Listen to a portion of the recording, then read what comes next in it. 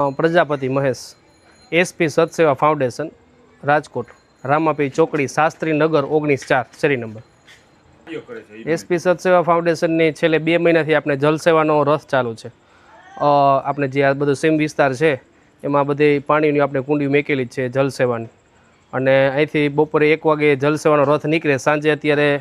5-6 વાગ્યા લગી જલસેવાનો રથ ચાલુ હોય। પ્લસમાં રાજકોટના 5 લોકેશન ઉપર અત્યારે પાણીના પરબીયા વિતરણનું આયોજન ચાલુ છે, અને નેક્સ્ટ આ પુરુષોત્તમ માસ નિમિત્તે આપણે કીડિયારાનું આયોજન કરેલું હતું,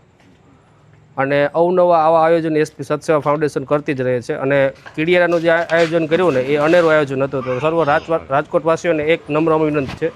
કે જે પણ આપણે કીડિયારાનું આયોજન હોય છે તે હવે નેક્સ્ટ આપણે 15 દિવસ અગાઉ આપણી જે યુટ્યુબ,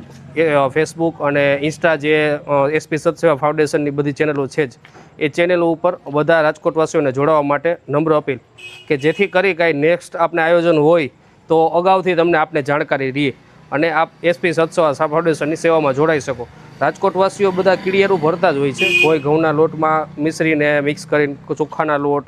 ને ખાંડ ને એ બધું એ રીતે ભરતા હોય છે, પણ આપણે જે અનેરું કીડિયાનું આયોજન કરી છે બધાના સહયોગથી, તો એ કીડિયારામાં સૌ રાજકોટવાસીઓને જોડાવા માટે નમ્ર વિનંતી છે।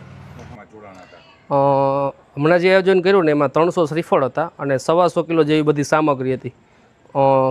ગીર ગાયનું ઘી હતું, પછી મધ, પછી બધી પ્રકારના કઠોળના ધાનના લોટ, ચોખા, ઘઉં, મકાઈ, જુવાર, બધી પ્રકારનું મિક્સ આપણે બનાવ્યું હતું બધાના સહયોગથી, અને આપણા જે અમારા શહેરીના બધા સહયોગો હતા, ભરવામાં બધા પણ સહયોગો હતા, અને ગ્રુપ સર્કલ બધું હતું જે સવારે પધરાવા જવાનું હતું એમાં પણ શ્રીફળ। અને હવે જે પણ કાંઈ આયોજન કરી છે ને આના માટે નેક્સ્ટ આયોજન આના કરતાં પણ આપણી મોટું કરવાની ગણતરી છે। રાજકોટવાસીઓ બધાને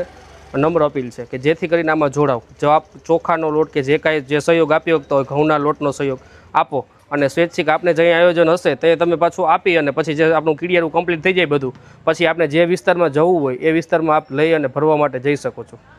એટલે સર્વ રાજકોટવાસીઓને એક નમ્ર અપીલ છે કે આપણી જે બધી જે ચેનલો છે, ઇન્સ્ટા, યુટ્યુબ અને ફેસબુક, એ બધી ચેનલોમાં જોડાવો, એટલે એસપી સતસેવા ફાઉન્ડેશનનું જે પણ કાંઈ નેક્સ્ટ આયોજન હશે તો એમાં આપણે જાણકારી વહેલેથી મળી શકે અને આપણે સામગ્રી આપી શકો અને આપણે કીડિયારાની સેવા લઈ શકો।